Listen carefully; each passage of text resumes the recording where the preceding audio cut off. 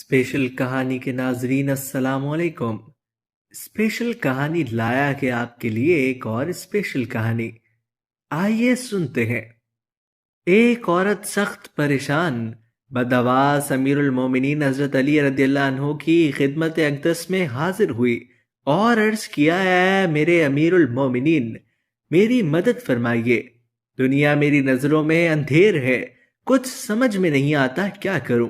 آپ رضی اللہ عنہ نے فرمایا، گھبرا مت، خدا پر بھروسہ رکھ اور بتا کیا مشکل ہے۔ عورت نے کہا، میرا کم سن بچہ نالے کے اوپر ایسی جگہ چڑھ گیا ہے جہاں اس کے گرنے کا خطرہ ہے۔ بہت بلایا، اشارے کیے، ڈرایا، دھمکایا، پیار سے کہا، لیکن وہ ایک نہیں سنتا۔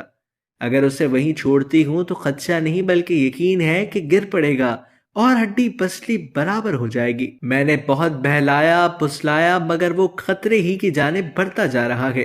آپ مشکل کشا ہیں، واسطے خدا کے مجھ غریب کی مدد فرمائیے۔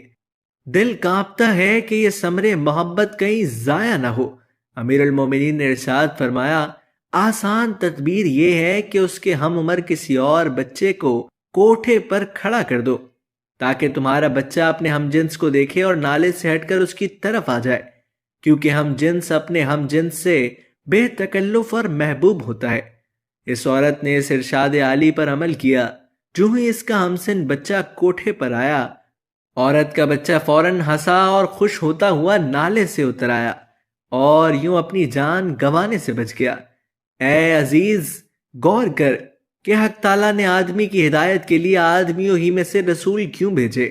اس کے لیے ہم عمر و ہم جنس کی کشش سے آدمی گمراہی اور کفر کے نالے میں گرنے سے بچے رہیں۔ نبی کریم صلی اللہ علیہ وسلم اس لیے خیر البشر ہیں، اور آپ نے جو فرمایا کہ اے لوگوں، میں تمہاری ہی مثل ایک بشر ہوں، تو اس ارشاد کی حکمت بھی یہی ہے کہ لوگ رسول کو انسان اور آدمی دیکھ کر کھنچے چلے آئیں اور گمراہ نہ ہونے پائیں۔ آدمی کی جگہ اگر کوئی فرشتہ یا جن آتا تو یہ فریفتگی اور کشش نہ رہتی۔